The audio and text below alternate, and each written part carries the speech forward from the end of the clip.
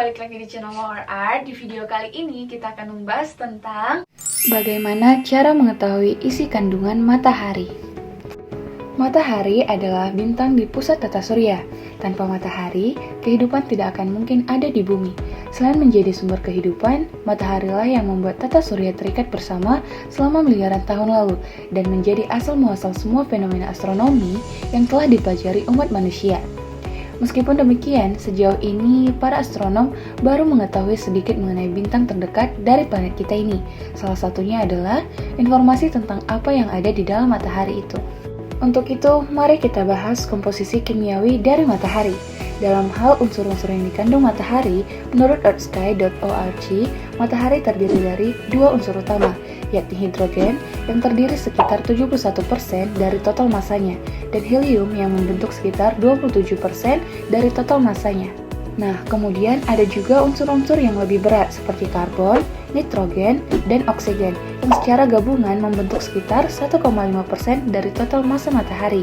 Sementara sisanya 0,5% pada massa matahari terdiri dari unsur-unsur seperti silikon, magnesium, neon, besi, sulfur, dan logam berat lainnya. Selanjutnya kita bahas lapisan-lapisan matahari.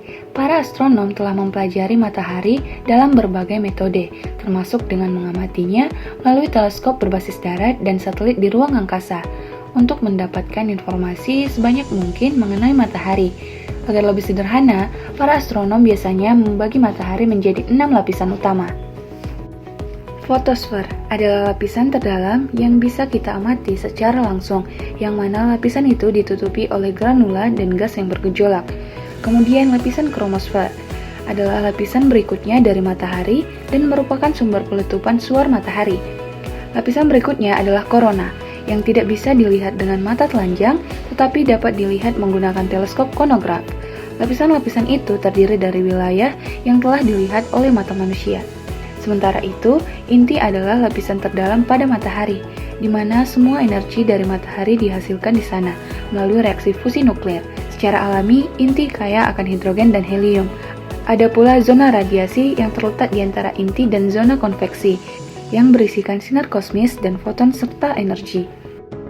Dan yang menjadi pertanyaan kita adalah, bagaimana para astronom bisa tahu apa saja yang ada di matahari?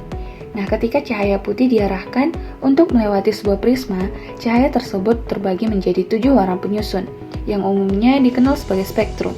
Nah, ketika percobaan serupa dilakukan pada sinar matahari oleh seorang ahli optik Jerman bernama Joseph Hahn, menggunakan instrumen khusus yang disebut spektrometer pada tahun 1814, ia menemukan adanya garis-garis gelap dalam spektrum.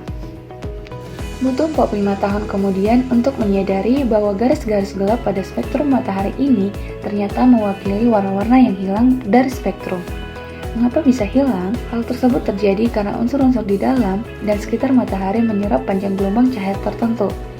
Setiap elemen menyerap salah satu panjang gelombang dari spektrum yang sesuai dengan transmisi elektronik yang terjadi dalam atom-atomnya.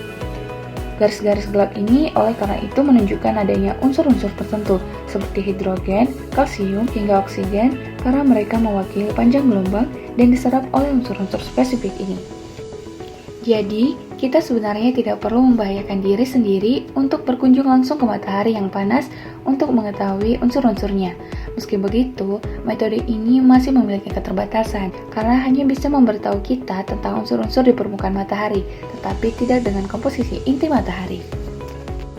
Nah, itulah bagaimana cara mengetahui isi kandungan matahari, dan inilah menariknya astronomi. Kita tidak perlu mendekati objek langit yang ingin dipelajari. Alam semesta merupakan laboratorium terbesar bagi para astronom. sekian video singkatnya. Semoga video ini bermanfaat. Terima kasih sudah menonton. See you in the next video. Bye-bye!